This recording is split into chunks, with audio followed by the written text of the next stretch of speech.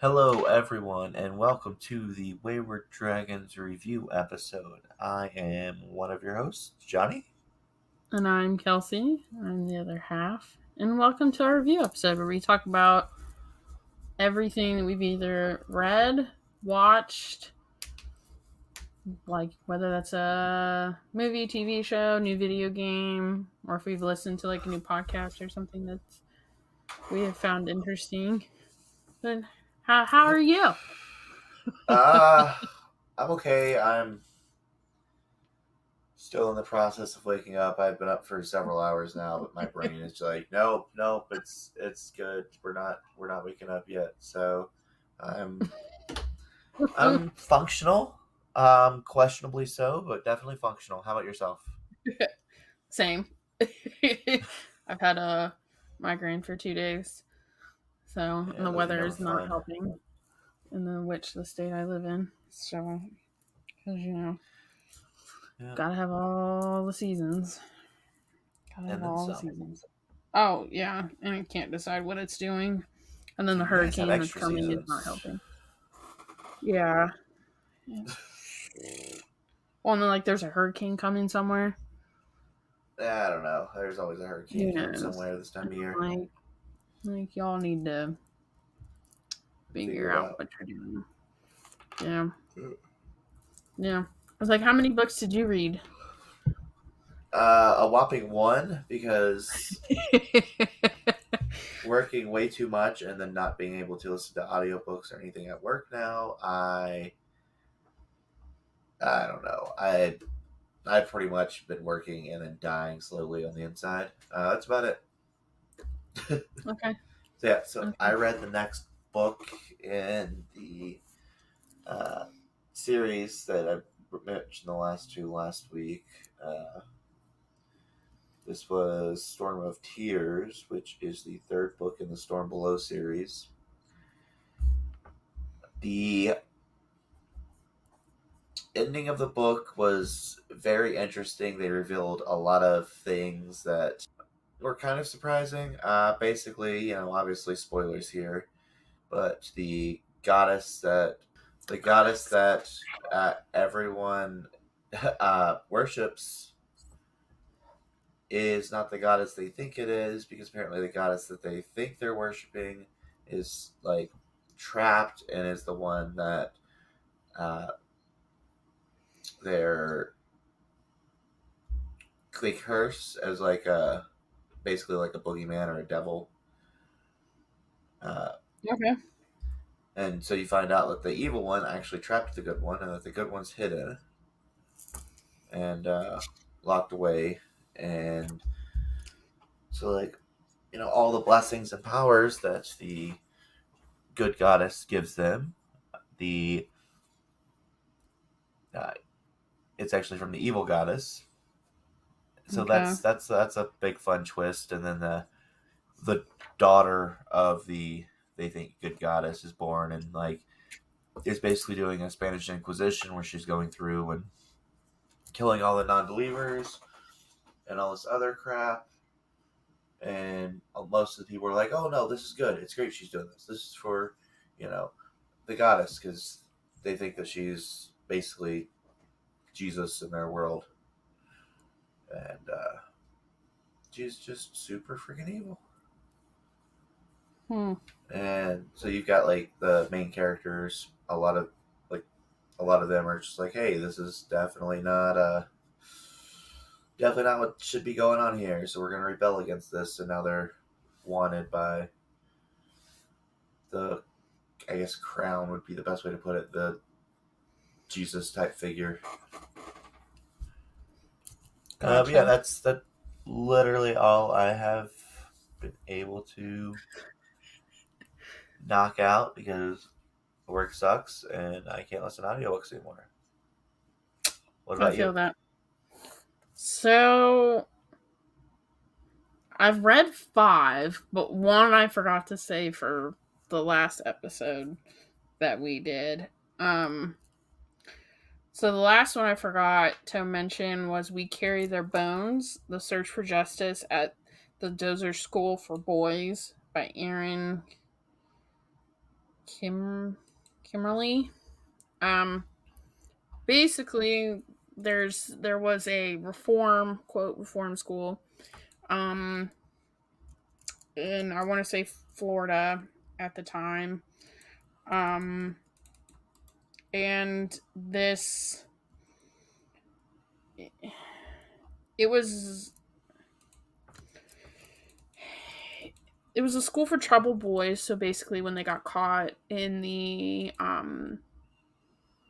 justice system, they would be sent to this school. And there were rumors that there was child abuse happening at the reform school, and particularly to the colored boys that were at the school, because obviously this school was kind of during the height of the civil rights movement.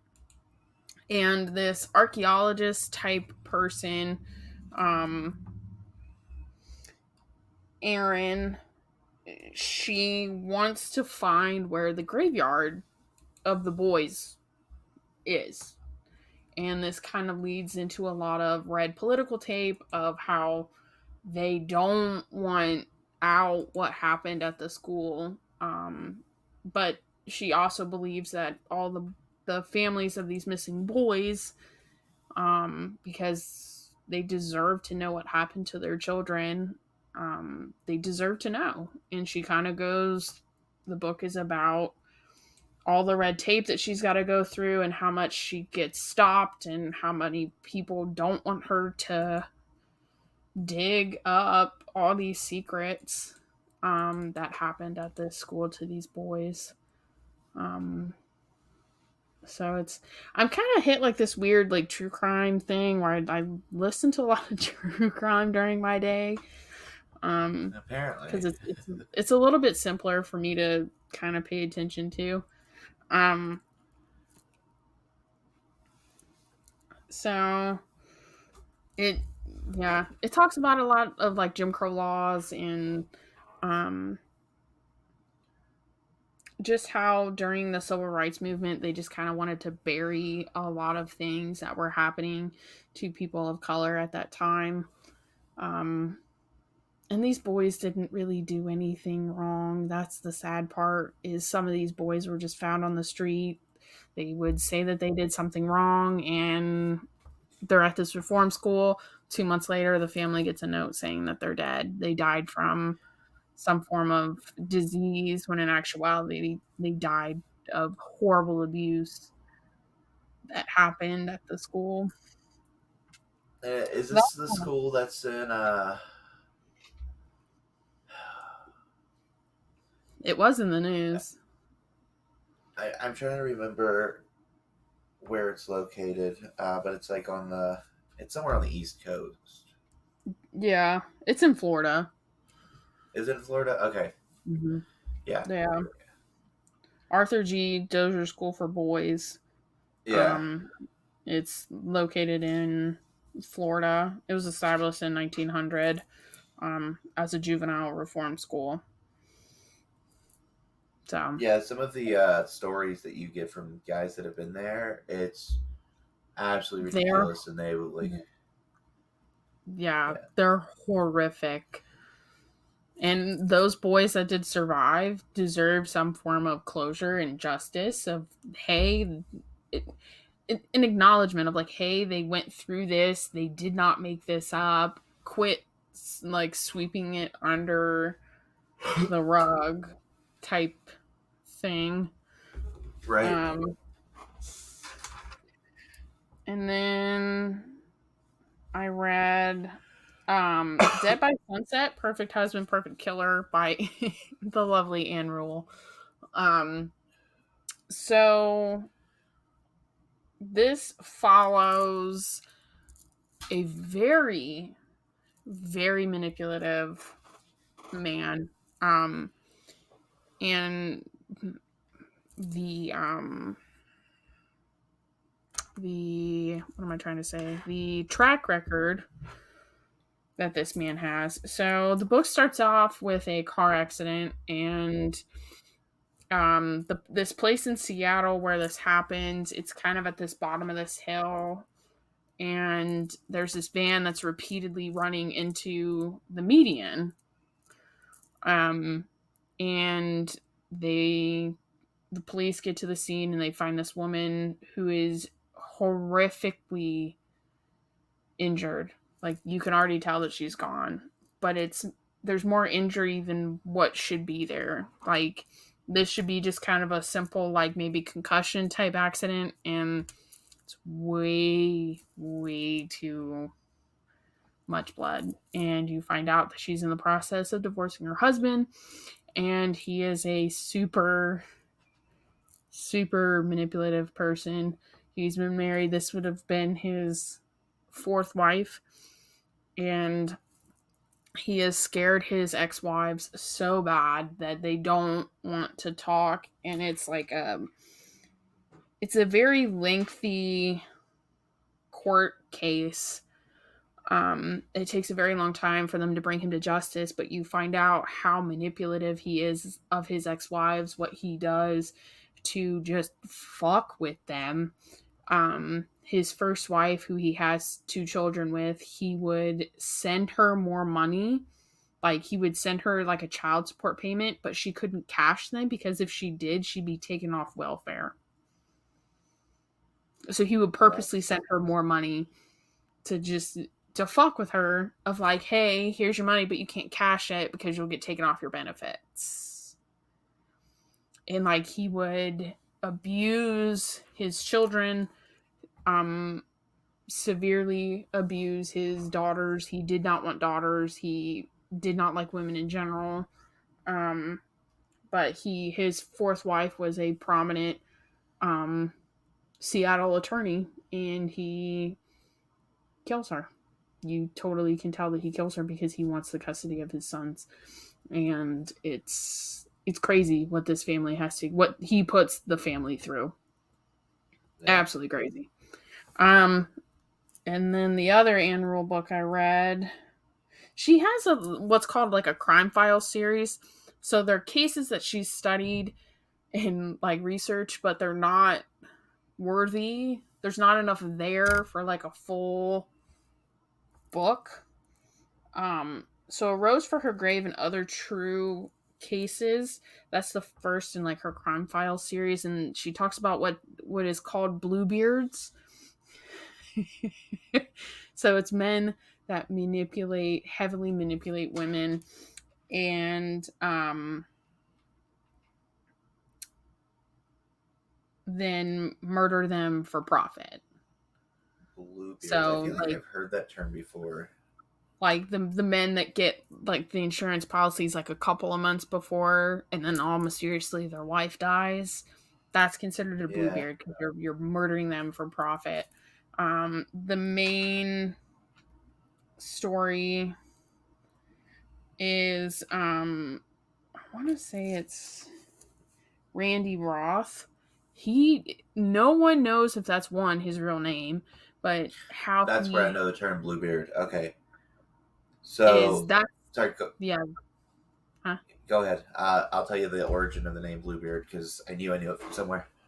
So he constantly marries and manipulates women, and I've actually heard this story beforehand because the death that gets him caught is him and his wife are. The first one is him and his wife are hiking, and she falls down this cliff, and they can't reenact exactly what happens. Like what he says happened, they can't make happen. And then he tries to kill his next wife, but she escapes and is like, I'm not going back, and divorces him. And then the second wife that he kills drowns. And again, what he says happened, they can't make it happen. Like, so they figure out that he's murdered both of them for their heavy insurance policies. And then there's like a couple like little smaller stories like after that. So that's that one. Where does the term come from? So, because I knew it from somewhere, and as soon as I like Googled Bluebeard, and I like saw the or like where it was based off of, like location and story wise, I was just like, oh, I remember that entirely. So it's a French fairy tale about an individual named Bluebeard who would marry women and take the dowry and then murder the women.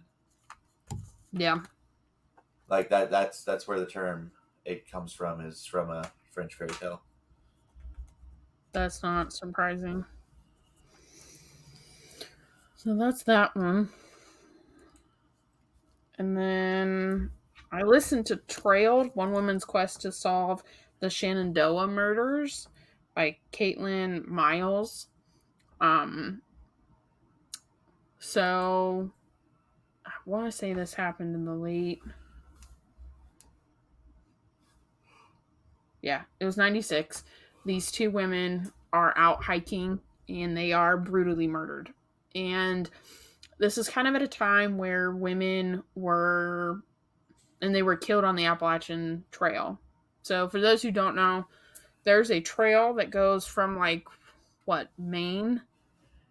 Where is it like? Yeah, I think so. It's somewhere up there from It's mine. somewhere in the Northeast and it goes like all the way down into Georgia. So you can hike this whole, it's one whole trail and it's god awful amount of miles. Um Thousands of people do it every year. yeah, thousands of people. Um and there's a lot of like section hikers, and these two women were section hikers, so they would only hike certain sections at a time, kind of like day trips, like how my husband and I are. We hike certain trails, certain parts. um but in 1996, this was kind of in a moment where women were kind of reclaiming the outdoors. There was a lot of outdoor groups, I actually didn't know this, that helps sexually assaulted women kind of reclaim their space through therapy outside, like Huh. by being outdoors and stuff. Um, and Julie and Law, Lolly, Lolly, um, they were two women that were very big in this hiking culture of women, and they are found brutally murdered. And the story kind of talks about, one, the LGBT um, climate, the culture at the time, and how this case was kind of pivotal with where some rights and stuff were at the time. Um, which I found actually kind of interesting. But they never, the person that they convict of this, or try to convict, he didn't do it. It was one of those that they wanted to pin it on somebody to kind of make everybody shut up. And you kind of find out that like the murders happened like way over here, and he's literally on the opposite side of the county. Like, so it, yeah. But Yeah. Kathryn Miles is a journalist who becomes obsessed with this case, because she herself is also a fellow hiker. So it's, and she talks about how this case kind of makes her super paranoid and stuff because she starts to become scared for her life. You know, being outside, these women were brutally murdered just for being who they were, which was two women that just happened to love each other. So I found that actually very interesting because it's right after 9/11, um, and a lot of hate crime legislation was going through our Congress at the time. So it was kind of up to debate whether this murder was Yeah. actually a hate crime or was it not. Not that Type anything's changed now. no. Um, but it's, yeah, it's very interesting how everything kind of comes together. The political climate I found very interesting in it, how much um counterculture played into everything, just being a hippie. and just how they were Damn kind dirty of hippies. they were very free-spirited women, and they didn't really back down. And it was a very interesting book. I just kind of listened to it on a whim. And the last one I read was The Last Smile in Sunder City by Luke Arnold. So this is part of a trilogy. So basically, in this world, all magic is gone. There was magic, and all magical beings lived amongst each other. However, there was a catastrophic incident that happens, and all magic is gone. So, like, vampires are still there, but now they all look like really gross raisin people because they don't have the magic of their immortality. And, like, werewolves are half wolf, half human. They're like this weird, grotesque hybrid because there's no magic to keep them one or the other. So they're this weird shift. Okay. But basically, this PI, I guess you could say, and he blames himself for the magic leaving. And he himself actually falls in love with a fae. And it's told back and forth through present and past, because you kind of go through his past of being a soldier and kind of like this elite soldier, and he abandons his posts a couple of times, and he gets called by this school to find a student and her teacher, and the teacher is a vampire, and the student, is a siren. And he finds out that vampires are finding a new way to become what they once were. Okay. But it takes a lot more than just blood. And he finds the siren, and he finds the vampire. But now it kind of puts everything on its head of, like, is magic actually coming back? He has hope because he wants his love to come back, and he is very guarded of her resting place. So he knows that she's gone, but he doesn't want her to be gone, if that makes sense. Yeah. Like, that makes sense. Like, he was there with her when when the magic left, and, like, she's actively dying, and she turns into this beautiful tree. As you do when you die. As you do. Especially when you're a fae. And, so, yeah. That's all I've read. I'm almost done with, what am I listening to right now? We Keep the Dead Close by Becky Cooper. So it goes into this, and this actually goes into the podcast episode that we just got done doing, about satanic true crime. This happened in Harvard in the late 60s. Yeah. This woman is brutally murdered, and this woman, Becky Cooper, investigative journalist, goes on this lengthy journey to find out that Harvard covered up a murder, as they do. I'm not surprised at all. So, yeah. Harvard covered up a murder, and it's hard for the family to get justice because no one wants to cooperate. So, I've been on this weird true crime kick. I mean, we all get on kicks, so it happens. So, right now I just find it super interesting. So, because, like, my podcasts are just not. I listen to a lot of podcasts and for true crime, and they're not kicking. They're not doing it anymore. Yeah. No, well, because I've hit the point where a lot of the ones I listen to are doing a lot of the same cases.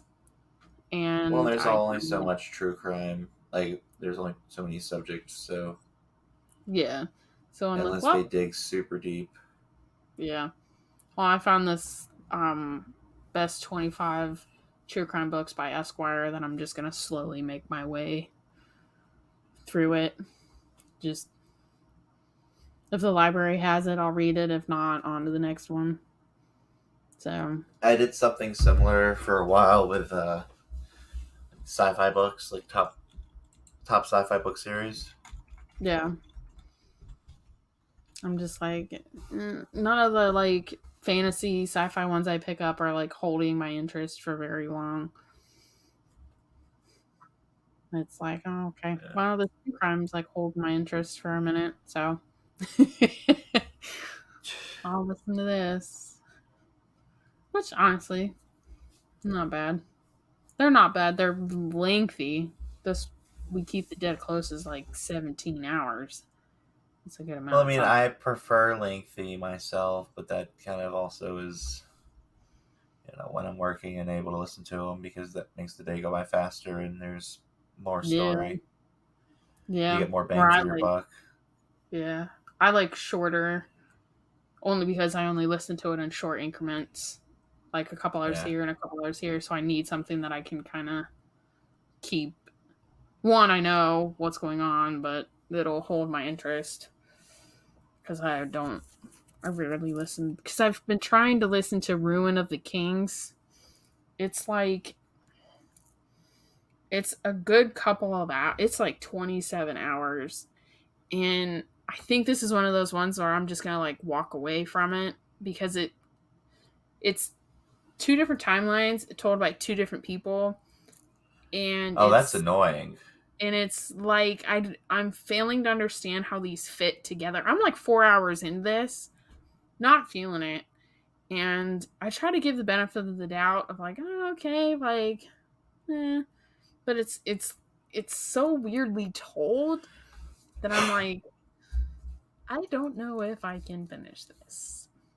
Right. Like, and I started so Gail Z. Martin is one of my favorite authors next to Tolkien, and she came out with an Assassins series that I'm started, and those are like maybe 8-hour audiobooks. You like Tolkien? Really? Oh, you can't I see my did shirt. surprisingly. It's fucking backwards. But it says Middle Earth makes me happy. Reality, not so much. I have two of them because why not? But she's almost done with the Assassin series that she's been writing because I'm part of her newsletters. Yeah. But the assassins that work for the king, they're finding out that there's a plot of revolution happening. So that one's actually not that bad. So Well, they're I've decided that when I'm done with the book series I'm on, I'm gonna take it and, if I can find them, do a book series that I did started when I was a kid, and 'cause there's 50 something of them, like 54, I think. Animorphs. What? You've never read the Animorph books?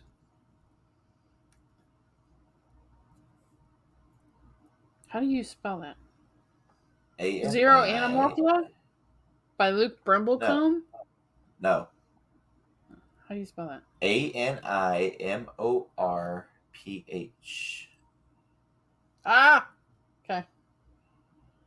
There's like 54 books on the main story, and then there's like backstory books and stuff. So I think I remember seeing these in school. I like the I Scholastic Book never, Fair. yeah, but I never got into them. Yeah, They 54 were primary like, works, 83 altogether. yeah, I remember they're seeing them. fun, and they even had a TV show at one point. Basically, Yeah. the whole premise behind it is there's this group of aliens that are like alien invaders that look like little slugs that take it and control people to take over the planets. And then there's these other aliens that are like weird blue centaurs that have the power to transform into animals from the planet. And so one of them crashes on Earth, and then gives the powers to transform into to some kids or teenagers who then have to use the powers to save the world. Interesting. Yeah, no, I never got into that. I got into that little mouse. Redwall. Little mouse. Oh, Redwall. Oh, Redwall's amazing. I got into that. I read a couple of them because I thought about going back and listening to those. Well, and like it would be easier because like on my walk home, because the books are like, listening speed maybe 2 hours. So that on my walk home, I could knock a good number of them out fairly easily. This is true. So that's what I'm thinking about doing. But anyways, I think that kind of rounds out our time. Unless you've been watching or playing anything. No. Have you gotten Diablo 4 yet? Yes. That game we started like a little bit last night. This is gonna be a good game. That's gonna be. What are you playing as? I'm the necromancer. I was the necromancer in the third one. And so I was like, well, shit, I'm gonna be a necromancer again because I actually like playing as a necromancer. He's a druid, my husband. Druids are fun. Which path is he going? Is he doing a lot of like shape-shifting stuff? We just started. We played like an hour last night, and it's so we're not very far. There's a couple of things I will say that I love right now. So you can pick obviously you can pick how hard you want the game. You can also pick how much tutorials you want. Beautiful. Yeah. The one thing that was pissing me off when we were playing Diablo 3 was when he would go in to like see what he had. I couldn't. I had to wait. That shit pisses me off. Now, when you have multi-party on Diablo, he's got the left side of the screen. I've got the right side of the screen. So when I want to look at what I have, I'm on one side, he's on the other. The only thing is you have to create an account with Billards to play the game. You mean Blizzard? Billards, whatever. You have to create an account to play the game after you buy it. Yeah, and it's annoying because they kind of made it into like almost an MMO, but not exactly, because you'll have like, I don't know if you've gotten to this point in the game yet or not, but you'll have random people like running through and interacting in different like battles and events that you have going on. And I'm like, that's cool, but if I wanted to play an MMO, I'd play an MMO. Yeah. So, and like, even though my husband's like the first player and I'm player number 2, in the last Diablo, if we wanted to stop playing, he just shut the game down. Now we both have to leave the game. It's not just one or the other. So, well, I can tell you right now, there are going to be, when you do the quest, like the quests for the classes, because they have like, I don't know if you've noticed this yet, but there are 3 different types of quests. There are your side quests, your main quests, and then your character class quests. Yep. Some of those for the druid are pretty freaking hard. Yeah. Yeah. We already like played a demon, and that was a bit. That was a moment. And I like the point system. Like you can, for when you level up. Yeah, the skill tree. Yeah, That's massive, but that's actually really cool. So, yeah. Yeah, And so later on, as he levels up some more, he'll have the option to do summons, and so he can summon some wolves and stuff. I can summon So, little skeletons. yeah. Like, and it's funny, I was like, we had just started and I'm already like summoning, like resurrecting skeletons. He's like, what the hell? Because it took me a minute in the last game to like get there.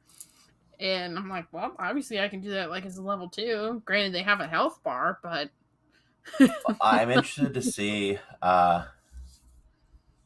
I'm interested to see how they do it with like what classes they add in when they do expansions and stuff.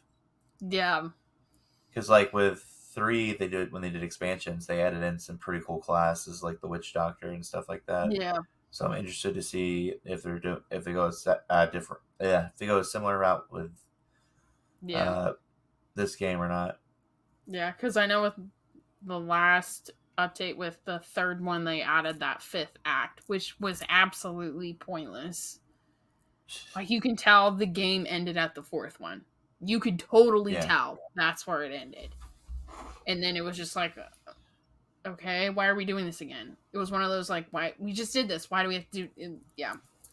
right. So I've kind of held off buying it, hoping that they kind of like fix, or if they're gonna add whatever. But if they're gonna add anything, it's gonna be in a couple of months when everybody's like done playing it.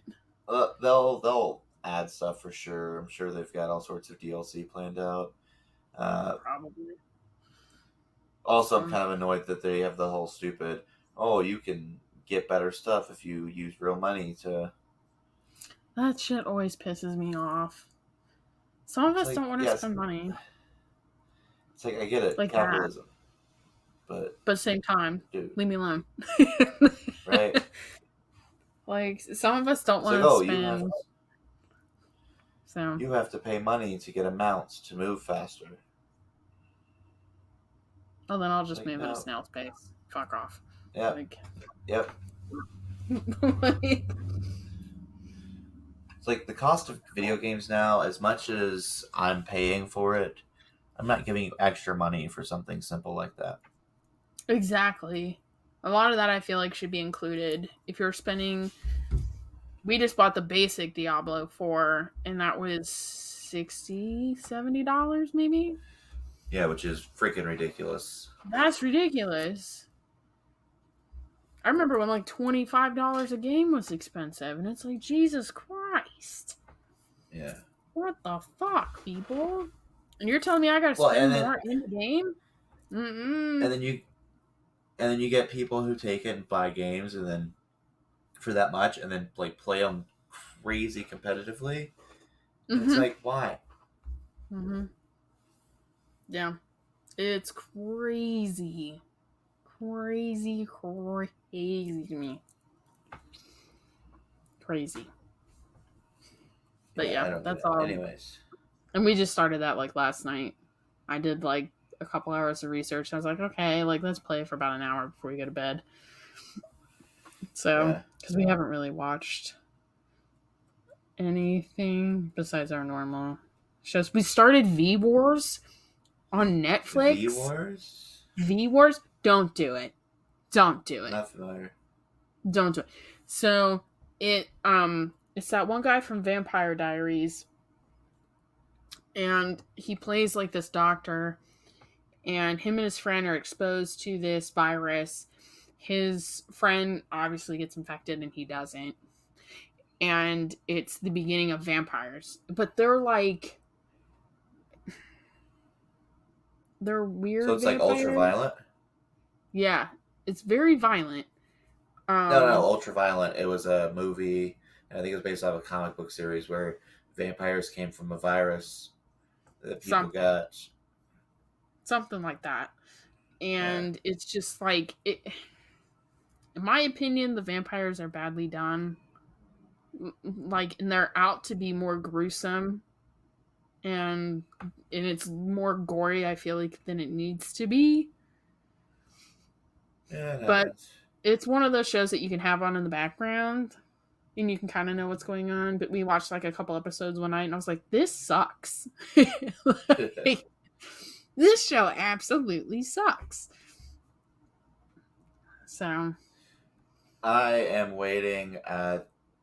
So obviously, anyone who's listened to me talk for any amount of time about anime knows that I'm a huge One Piece fan, and Netflix is actually doing a live action One Piece series, which I'm extremely nervous about because Netflix, when they do stuff, it's either very hit or very miss, and most of the time it's miss. But the casting is phenomenal, and the new trailer that just dropped looks phenomenal. So I'm optimistic. I'm